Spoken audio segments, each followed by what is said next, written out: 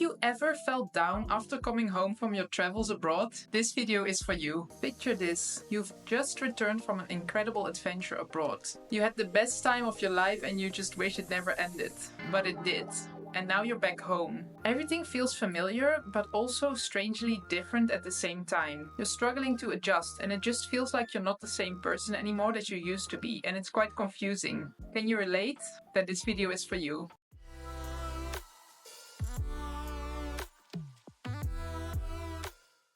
Hi, I'm Veerle, but you can call me V.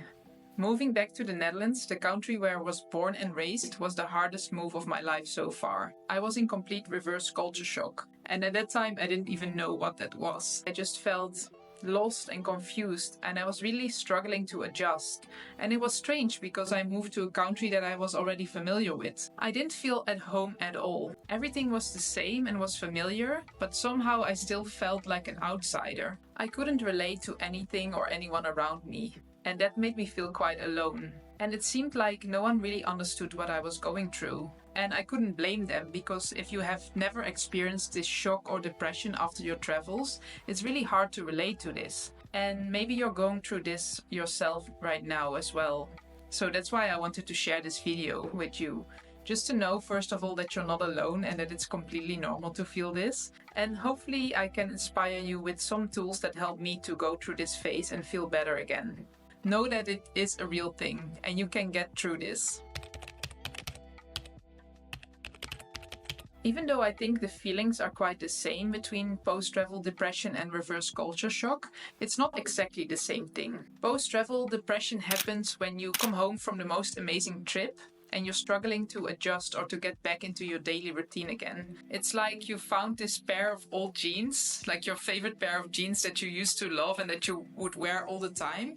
And now after a while you try it on again and it doesn't feel the same anymore. It doesn't look as great and you wonder why you even liked it before. It's the same thing when you come back from a trip. You're back in your surroundings that maybe you used to love before, and now it just doesn't feel quite right anymore. And nothing has really changed. You know, the pair of jeans is still the same. Your surroundings are still the same. But the thing that has changed, that is you.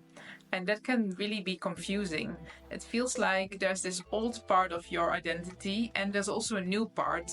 And somehow there's a gap between those parts and you're trying to figure out how all of this comes together, because it's still you. And I feel that with reverse culture shock, there's even an extra layer added to this. With normal culture shock, it's when you go to another country and you experience a different culture that you're not used to and you are struggling to adjust. But with reverse culture shock, you're going back to a culture that you are already familiar with, but somehow you're still struggling to adjust because you have experienced so many different things and you go back to that familiar environment, but you are not the same person anymore. So in a way, you still have to adjust again to that culture. But for me, I do feel that it's also a positive thing though, because you really notice that you have changed, and that's not a bad thing. And that is what happens with travel or with living abroad. You grow so much because you have to get used to so many new things. Maybe you're speaking a different language now. You made new friendships. You adjusted to different cultures or different types of food or different climates. And you have experienced so much. You have grown your confidence. You have built your resilience. You have figured out new things that you never thought you would figure out abroad. And all of this has changed you, but in a positive way, because you have grown a lot as a person. So if you look at it from that perspective, it's not a bad thing. So because of all those changes, I think it's only completely normal that you feel different when you move back home. And I know that that feeling is very real. I have experienced that myself as well. I was really searching and really looking for that feeling of home wherever I could. And I really had to find that home within myself and really create that feeling of belonging, no matter where I would be, and really try to feel at peace with myself. And that's really a deep inner journey as well, to figure out who you are after all of those travel experiences and who you want to become and how you can take those experiences with you to even become a better version of yourself and put all of those parts of you together so that you will feel that inner strength again. What can also happen, and I've experienced this as well, is when you move back home, that old emotions and memories can show up again. And a part of that can be very challenging, but it's also finding a way to process all the emotions that show up. And sometimes what we do, especially for example when we travel, is that we try to push those emotions away and we feel like we can sort of escape from that reality and don't have to deal with it anymore. But then when we move back, all of that shows up again and we have to deal with it because we cannot just keep on pushing that away. Eventually it will come back to the surface again until you actually decide to deal with it.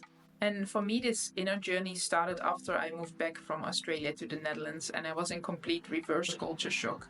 I didn't know what to do with my life. This was literally the first time in my life that I had no clue. I lost my job and visa in Australia, and when I arrived in the Netherlands, I didn't have a job at all. I didn't have a clear purpose. And that can make it so much harder as well when you come home after your travels and you don't really have an idea about your next steps. I feel that that can make the adjustment process even harder because you don't really have that point on the horizon that you can work towards to. So you're literally sitting at home and you're thinking, okay, what am I going to do next? And that can make it very challenging as well because you're already dealing with all of those emotions. You're thinking about your past experiences, the crazy or the beautiful things you experienced during your travels. And now you're just at home and nothing happens and you don't know what you want to work on for your future. And I was in that place as well and I was really lost. After a few months, I really felt so sort of annoyed with myself. I was like, I used to be this energetic person abroad, trying out new things, and now I'm just sitting here not knowing what to do with my life. And this is just not the person that I am and that I want to be. And I really felt that I had to take control back over my life. But when you are in that state, it's sometimes not so easy to just snap out of it and be like, okay, let's go and do something. So what helped for me, for example, is journaling. I really just started to write down whatever I was feeling, whatever I was going through. Most of the times I didn't even know what to write. I just grabbed my journal and a pen and I just started writing random things. But after a while, it just started flowing. And this is something you could try as well. And another thing that really has helped me throughout this journey to feel better and to get rid of those negative feelings of the travel depression and reverse culture shock is meditation. Really finding that calm place within myself. If you've never tried breathwork, that can be a great tool as well to really help you regulate your nervous system, calm down, and process whatever is stuck in your body. For me, movement was really important as well. Dancing has always been a form of therapy for me.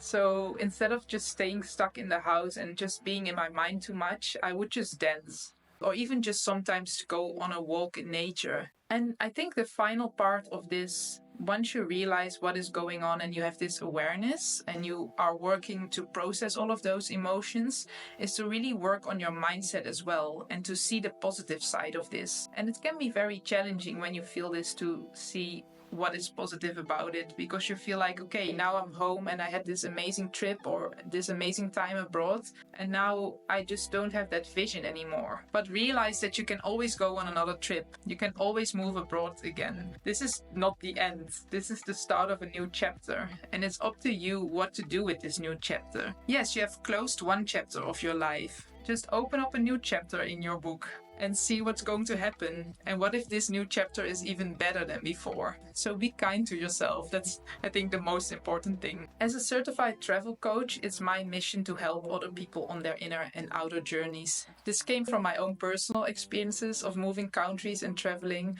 but also because of the challenges that I've shared a bit with you about today as well. So I've created some free resources for you that I hope can help you when you're going through this travel depression or reverse culture shock, or whether you're preparing your next trip abroad or are figuring out what your next steps in life could be. So the first free thing that I've created for you is the meditation library. I put the link in the comments so you can access it and enjoy the meditations whenever you want. The second thing is a free guide to feel at home away from home. And in this guide, I help you to figure out where you used to be, where you are at now, and where you would like to go in the future. Eventually, remember that whatever you're going through right now, you're not alone and you don't have to figure it out by yourself. Get the right support, get the resources, take yourself on this inner journey so that you can really feel better. And remember that wherever you go, you always take yourself with you. If you found this video helpful, give it a thumbs up and subscribe to my channel so that you can follow me for more videos about travel, personal growth, and living abroad, and how you can live your best life wherever life takes you. Thank you so much for watching, and see you in the next video.